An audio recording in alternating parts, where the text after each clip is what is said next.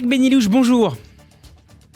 Bonjour à vous et aux auditeurs de Radio J. Et merci d'avoir accepté notre invitation cet après-midi dans le Grand Journal. Vous êtes journaliste indépendant en Israël, animateur du site d'analyse Temps et Contre-temps. Et Yair Lapid doit donc s'entretenir dans le courant de l'après-midi avec Emmanuel Macron à l'Elysée. Et c'est donc à Paris que le nouveau Premier ministre israélien mène son premier déplacement à l'étranger. Avant d'évoquer ensemble les dossiers de fond qui seront au cœur probablement de ces discussions tout à l'heure, quelle est la nature, Jacques Benilouche, de la relation entre les deux dirigeants ? Ce sont de grands amis. Ce sont des grands amis parce que pratiquement ils ont commencé leur carrière en même temps en tant que ministre de l'économie chacun. Et donc à partir de ce moment-là, ils se sont appréciés et aimés. Le problème qu'il y a à l'heure actuelle, c'est que Lapid a donné le symbole en Israël, c'est celui de ne pas aller se rendre pour la première fois aux États-Unis comme le faisaient les prédécesseurs, mais de venir en France. C'est un symbole. C'est un symbole parce que Lapid veut montrer que l'Europe compte beaucoup plus que les États-Unis, parce qu'il est un petit peu déçu de la position américaine qui est très ambiguë sur l'Iran. On ne sait pas très bien ce que veut Biden, et donc il attend éventuellement de son ami Macron la possibilité d'avoir je dirais, une position commune, ferme. Donc ce premier déplacement, Jacques Benilouche, n'est pas simplement lié aux circonstances, à savoir la dissolution de la Knesset et donc cette visite qui a priori était prévue avant cela, et surtout la visite attendue la semaine prochaine de Joe Biden en Israël ? Absolument. Justement, c'est qu'il a voulu montrer que d'abord, il voit l'Europe avant les États-Unis. Et vous savez, Joe Biden n'a pas une position claire avec l'Iran. On ne sait pas s'il veut signer l'accord, le supprimer ou pas.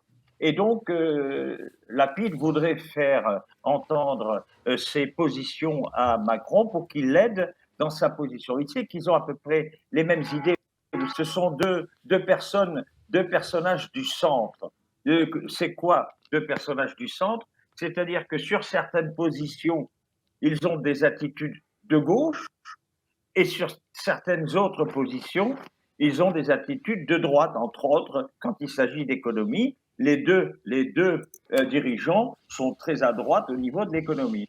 Et puis, il y a un point important. Je pense que Lapid voudrait obtenir une visite officielle de Macron en Israël. Vous devez savoir, et vous le savez, que Macron n'a jamais mis les pieds en Israël. Il avait prévu de venir et il a annulé sa comme visite. Président, comme président de la République. Comme président, bien sûr. Édouard Philippe devait venir, il lui a conseillé d'annuler son voyage. Alors, il faut savoir pourquoi. Vous savez que Macron est un peu rancunier.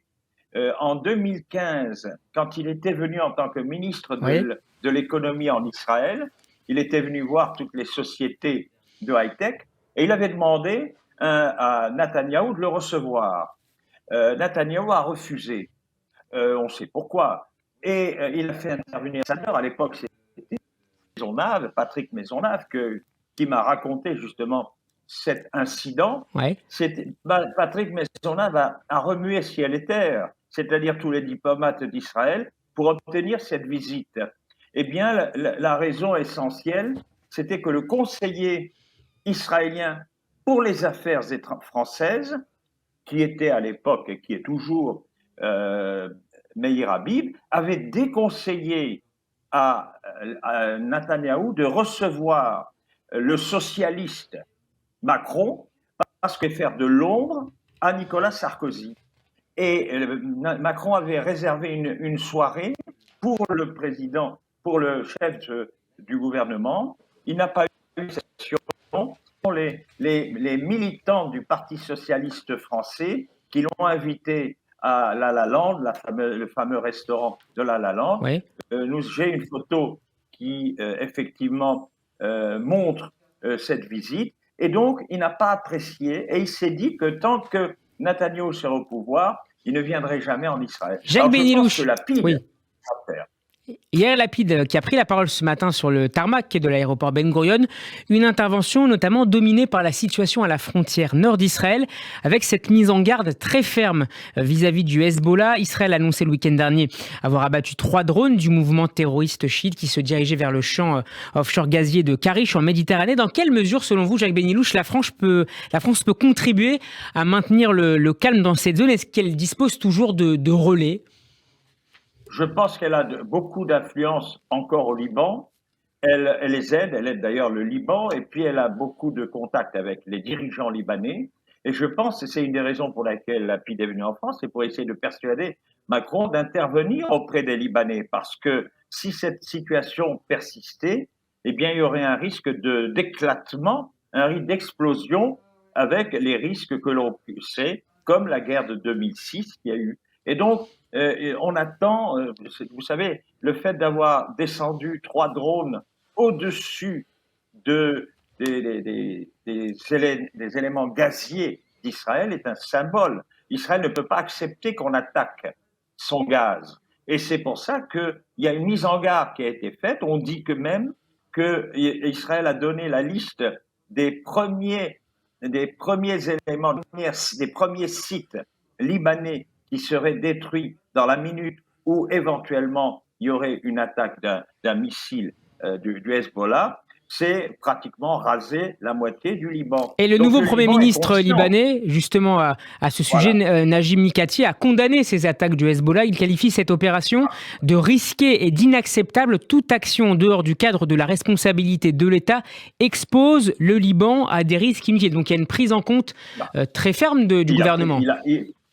Absolument, il a reçu les éléments que via la diplomatie israélienne, qu'il a reçu les éléments, à savoir qu'Israël avait porté une limite très précise et qu'il ne s'agissait pas d'attaquer en quoi que ce soit le nord, ni d'ailleurs les champs pétrolifères. Donc pour l'instant, on voudrait que Macron intervienne aussi auprès des dirigeants libanais pour calmer un petit peu le Hezbollah qui depuis quelque temps commence à être un petit peu actif. Une dernière question, Jacques Benilouche, avec vous, qui concerne le reste de l'actualité diplomatique, avec ces révélations du Jérusalem Post, selon lesquelles la Russie aurait ordonné à l'agence juive d'arrêter ses missions dans le pays. Information démentie ce midi par l'agence juive, chez nos confrères d'I24 News. Quels sont les éléments dont vous disposez? Est-ce que ça vous paraît d'abord crédible, cette information initiale du Jérusalem Post, et comment l'expliqueriez-vous, Jacques Benilouche? Vous savez, le Jérusalem Post est très bien introduit, très bien informé. Il a publié, c'est une lettre qui a été envoyée par la Russie à l'agence juive, donc je pense que l'information est vraie. Vous savez, pour moi, c'est un moindre mal. Pourquoi c'est un moindre mal? Parce que Israël agit librement en Syrie. Il a rasé l'aéroport de Damas sans que la Russie n'intervienne. Elle aurait pu intervenir.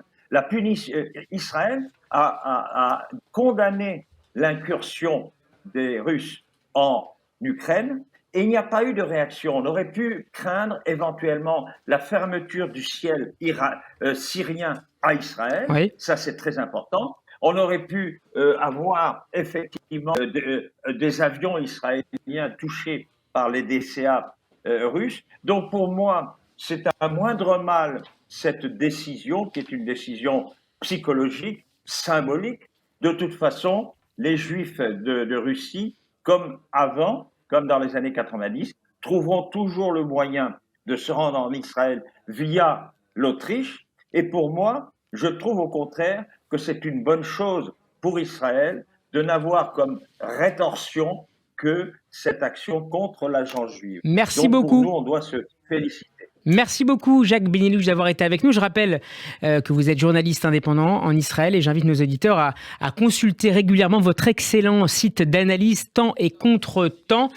On peut réécouter cette interview en podcast sur notre site radioj.fr et puis en vidéo, évidemment, sur notre page YouTube. Excellent après-midi à vous et à très bientôt, Jacques, sur Radio J. À bientôt à vous aussi.